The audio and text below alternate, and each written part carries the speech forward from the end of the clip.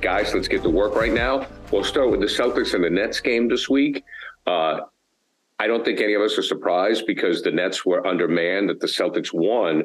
But, Bob, what amazed me was how they just absolutely mopped the floor with Brooklyn. I mean, I was there. Yeah, so just feel it, because to me, the statement isn't the win. The statement is, yes, the Nets had Kyrie and they didn't have Durant, but the statement was they just absolutely demolished them. Your thoughts? You know, I hate it when my first reaction in the first period was, I hate this. I hate to start when you start like that because you know it can't continue. You say to yourself, you know it can't. But like suddenly I remember it was 7-4, and then that's as close as they ever were. And then it was 21-3. I mean, 21-4 after that. So anyway, so it's 46-16 in the first period, a 30-point spread and a one ridiculous. They made threes. Yes. They made their first 8. You know? What do we have? 26 and 54 in the game. They made their first 8 while the Nets were 1 for 12, I think. Kyrie was 0 for 7 to start on threes, you know? And so, you know, that. Now, what I took away is that we saw that. Once again, the importance of Robert Williams. Robert Williams had 2 early putbacks. He had another dunk on a feed. He that was hidden. Nobody mentioned it. Not going to be in the game story. You know, I'm telling you, it mattered, and it just reminds you of what his value is. So that was the other thing. And the other Brogdon. You know, Brogdon was terrific, and I mean, but. Once again, you mentioned it, Gary. The Nets didn't have Durant. They didn't have Simmons, and they didn't have T.J. Warren. And the Celtics pounded them. And you don't want to read too much into that. That game, it didn't tell us anything. You know, in the big picture, I'm still warning people: if the Nets are healthy in the playoffs, nobody's going to rub their hands with glee and say, "Oh, goody, goody, we're playing the Nets." I got news for you. So that's big. But what I took. Yeah. Okay. But what I took from it, Jeff, and Bob's right, is, you know, maybe I was looking for a silver lining or something, but the Celtics didn't mess around. Like, you know, it was, we got to take care of these guys and just like, boom, get rid of them. Because we've seen the Celtics, God, they lost to Orlando, and I know they were undermanned. They, you know, Marcus Smart has been hurt, but, you know, they dropped games to Orlando. Miami, they didn't look great. So I just took it as a positive that they went out and they did the job they were supposed to do. Boom, boom, boom. That's it. Yeah, that's very true. And the other guy I should cite who played an excellent game is Derek White.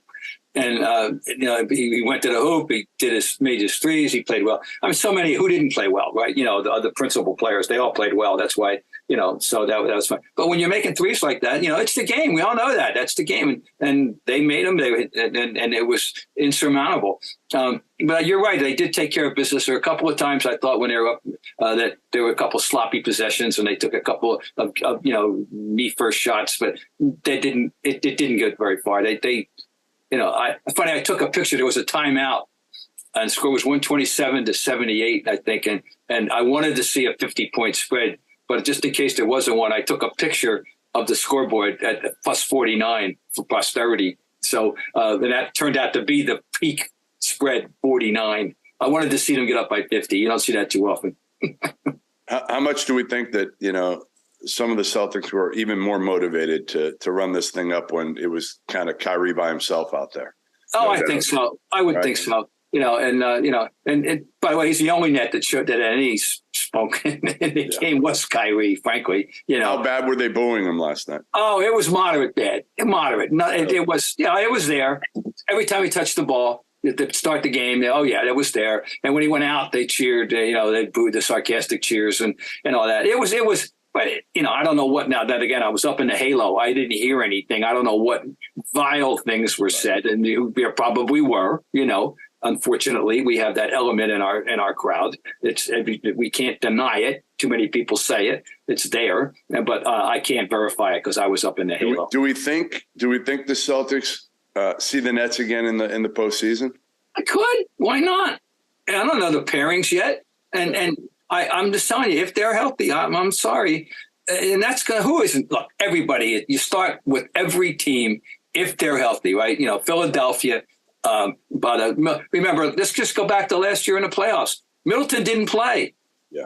That was a very big bonus for the Celtics. So, and if they go on anyway, we all know that. It was a fun night. If you bought a ticket and that was your one game and you wanted to see the Celtics, that was a fun night to see the Celtics. Okay, but guys, let's face it. I think as the season progresses, and we all know that, Jeff, the big denominator is health, that it's Philly, Boston, Brooklyn, and Milwaukee. Yeah. Miami isn't there. Cleveland isn't there. Some of these teams that will show us something, they're not there. Those are the big four. And if they're healthy, any four of those teams, in my opinion, could win the championship. No, I think so. I still don't know if I count on Philly to win the championship. I just don't know. I'm not quite there yet. I'm in on them if they're healthy. If they're right, I'm in on them because I'm in on them if they're right. I just don't trust them, mentally more than anything. Am I crazy? I mean, James Harden's never won anything. Yeah. No, I mean, I don't know. Giannis is a winner. They've already done it, right? The Nets have had guys on their team that have already done it. I know there's a time when everybody does it for the first time. Yeah. But Philly's not even gotten there. I don't know. I could see Philly maybe getting the Eastern Conference Finals, but I don't see them winning it all. I don't want to mess with Embiid. I know that much. I'm with you on that. I get real quick, Jeff. What do you think is going to be the final story for Simmons? At the end of the day, how do we look at him? Because I keep waiting for this. Oh, he's great at assists. He fits the mold perfectly. He'll dish the ball to the other two. And are we going to be hearing this for the next 10 years? We always thought it was going to be eventually Ben's going to start to shoot threes, right? Eventually, the right coach is going to get with him, the right player, and something's going to click where they're going to say, hey, Ben, if you're not playing unless you shoot threes. That's never going to happen now. I've resigned myself to the fact that it's never going to happen. This is the Ben Simmons we're going to see. And unfortunately, if we see this Ben Simmons for the next 5-10 years, he's a good player, but he'll never be a great, great player.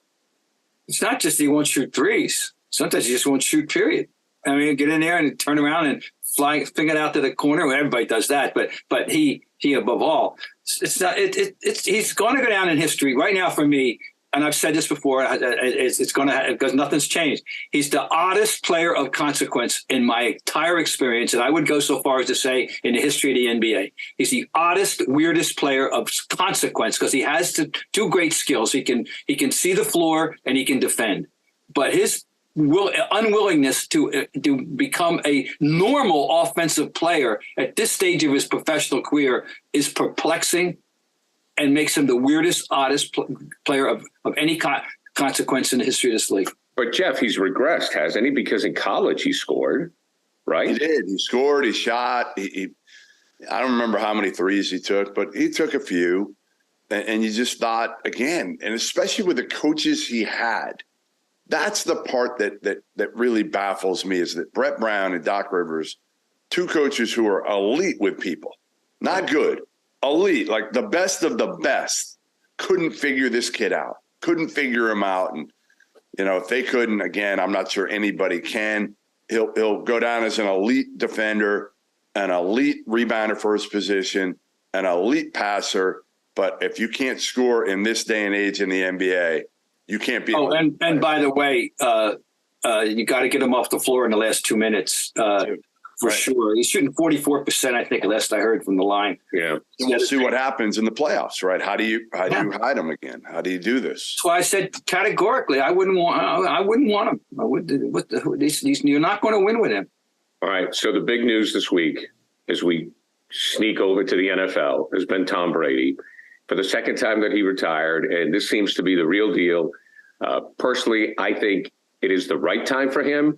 I think he recognizes that he can't do it alone anymore, that he can't bring a team to the next level. And oh my God, he's 45 years old. Who could expect him to?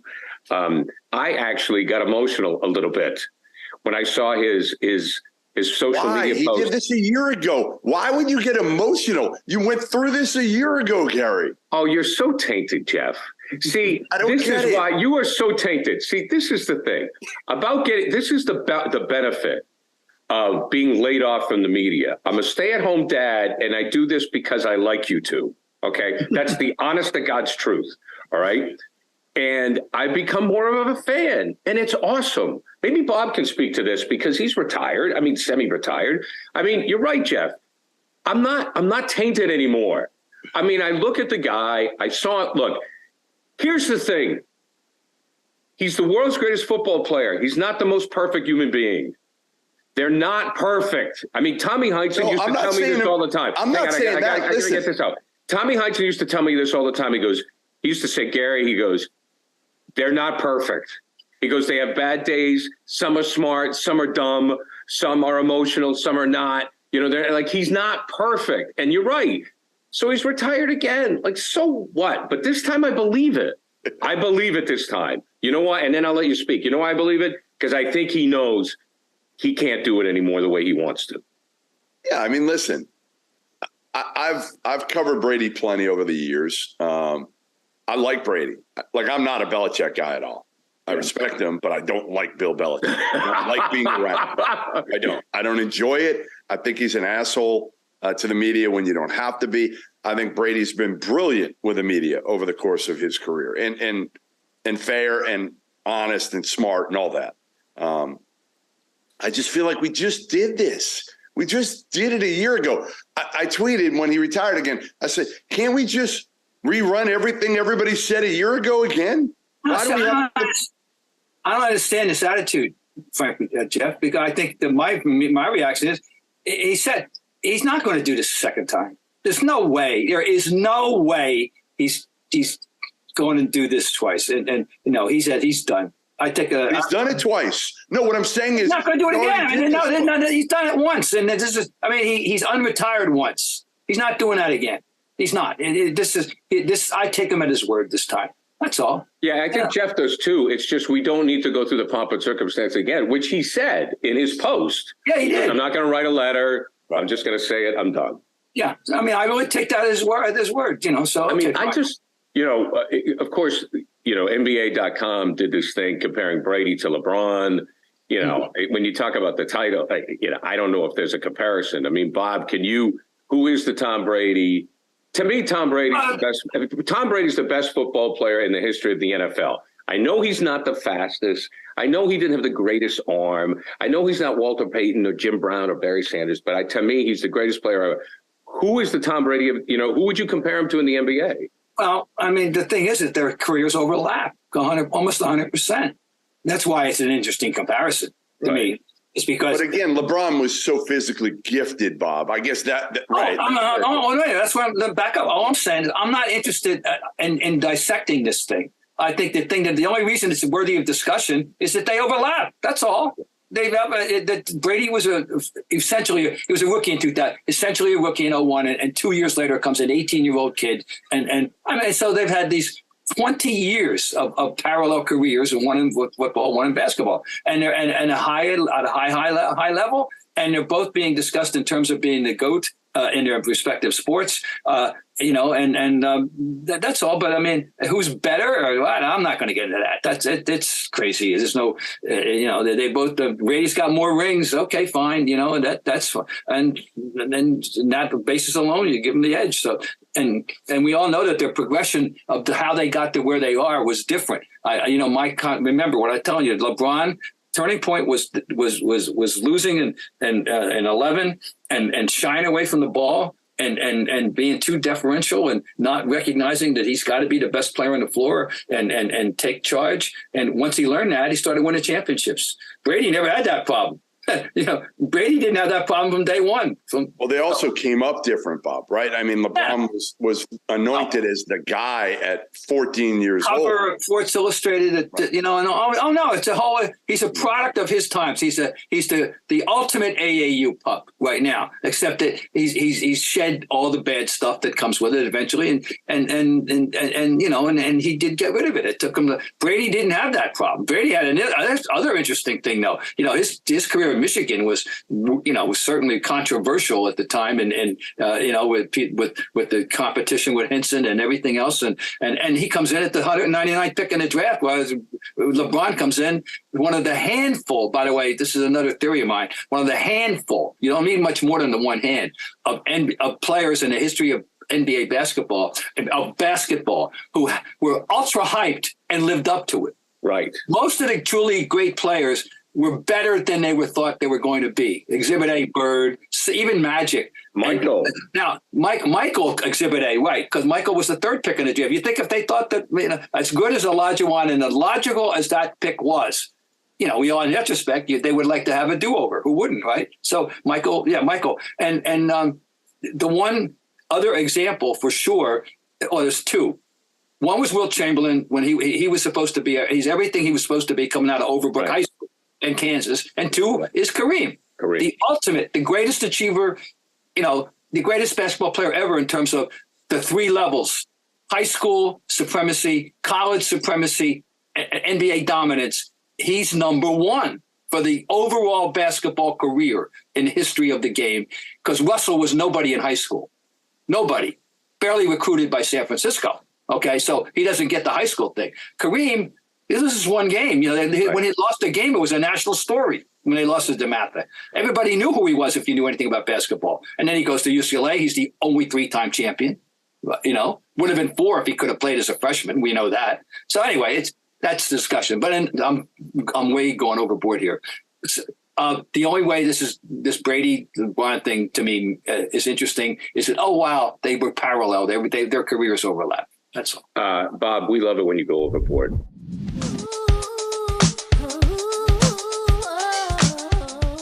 Check out Screen Time, movies, streaming, and everything in between with us, Gary Tanguay and Drew Yada. We watch what you watch, so watch us wherever you get your podcasts, or you can subscribe to our YouTube channel. Yeah, and we're pretty easy on the eye. Yeah, no, we're not. Speak for yourself. Screen Time, movies, streaming, and everything in between.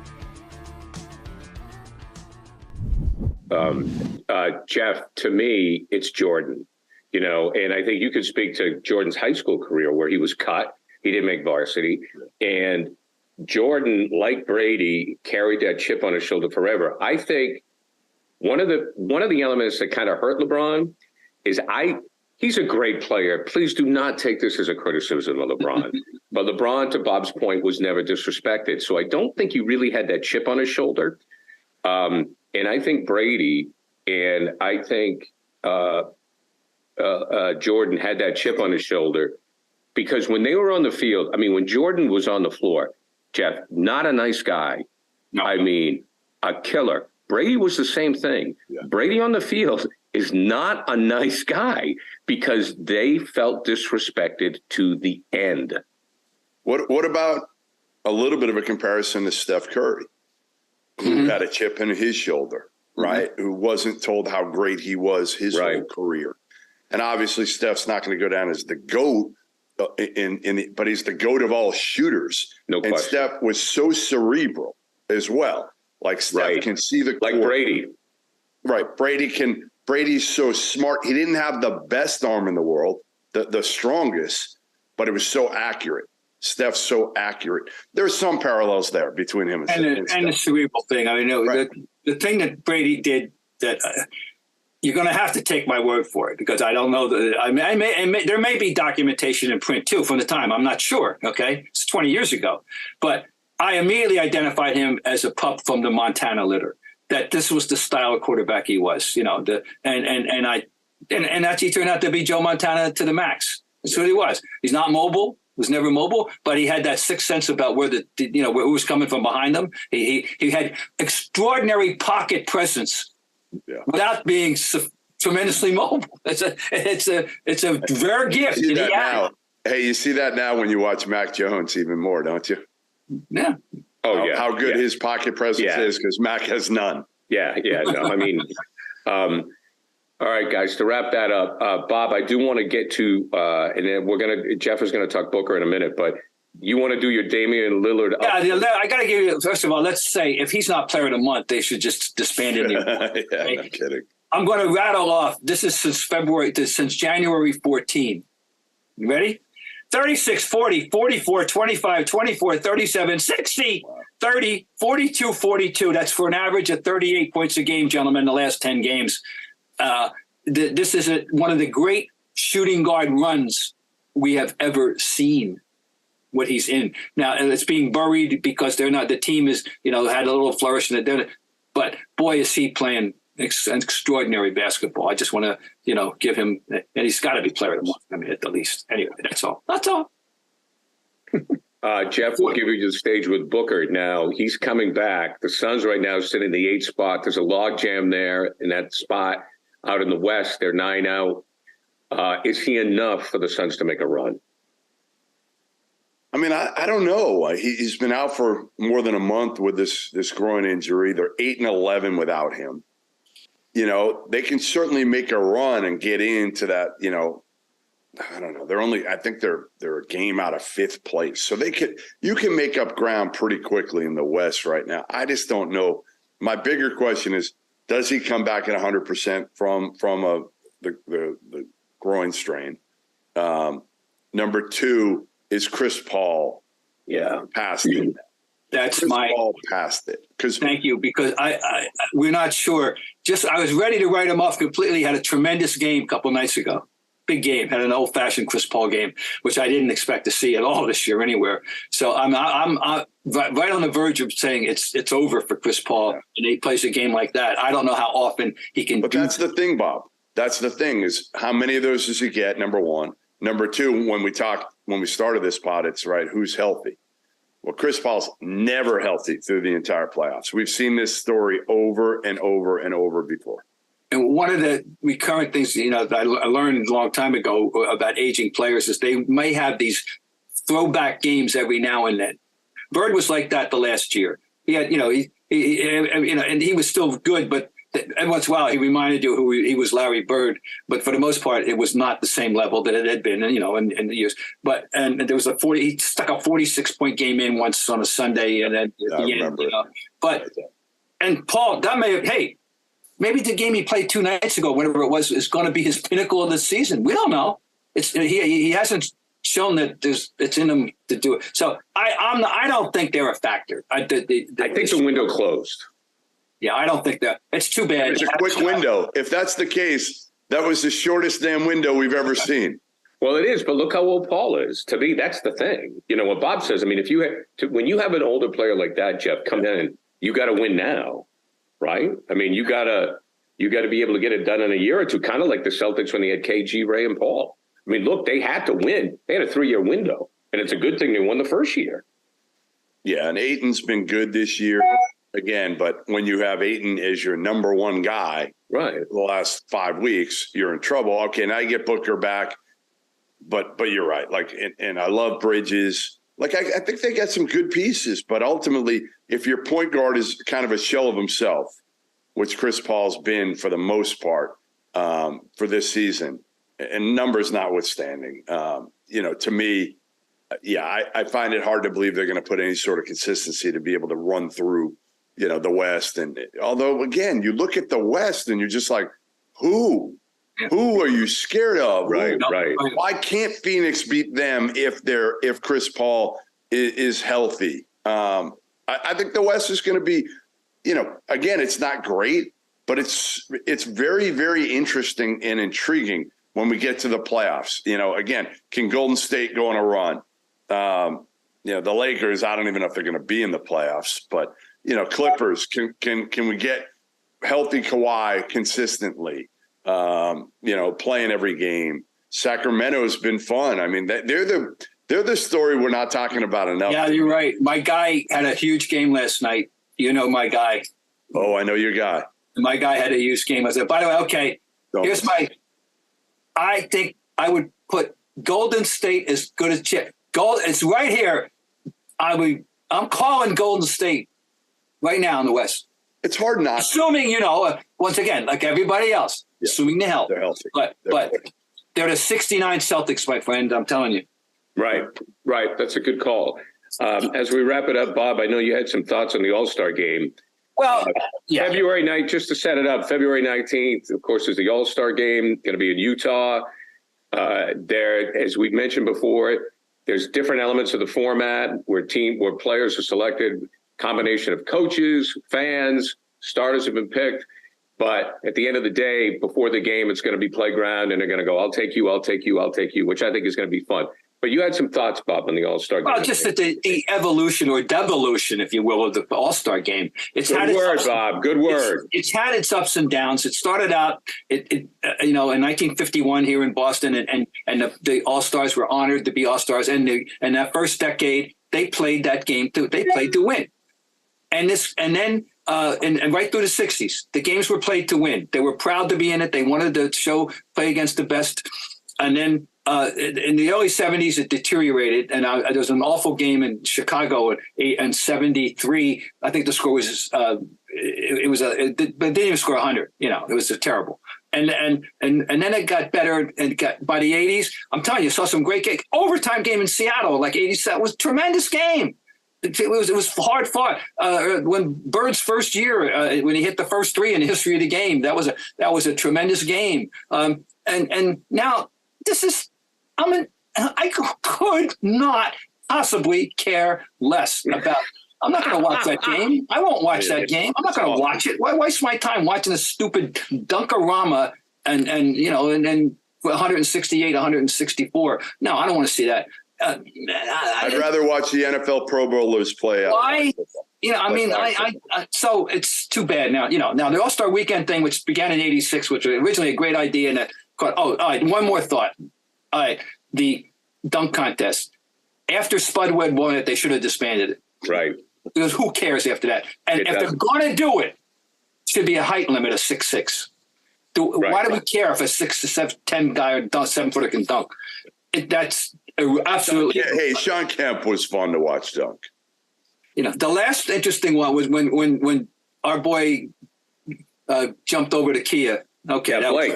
I was going to say Blake Griffin. That was fun. Kia. Yeah. But seriously, once Spud went on. Imagine if you told the kid now, hey, that guy, Blake Griffin, that guy today jumped over a Kia. They'd be like, what? How about the way Blake? He's now the pet, the fan's pet. He got off the bench and the crowd started roaring. And I kept thinking, I love Blake. He's got to be a good guy because the demeaning aspect of people rooting for him, like he's that high school guy, the last guy on the team that never gets to play, and he gets in the game, and everybody wants him to score when they're in the game. We should get Blake on the pod. He was that guy. He was that guy last night. Get him on. The crowd was they want him to be the cherry on the Sunday in a game they're winning by 45. Wow, not a lot of guys' egos could take that. I got to give him credit. Yeah. Well, I think, Jeff, you know him very well, I assume.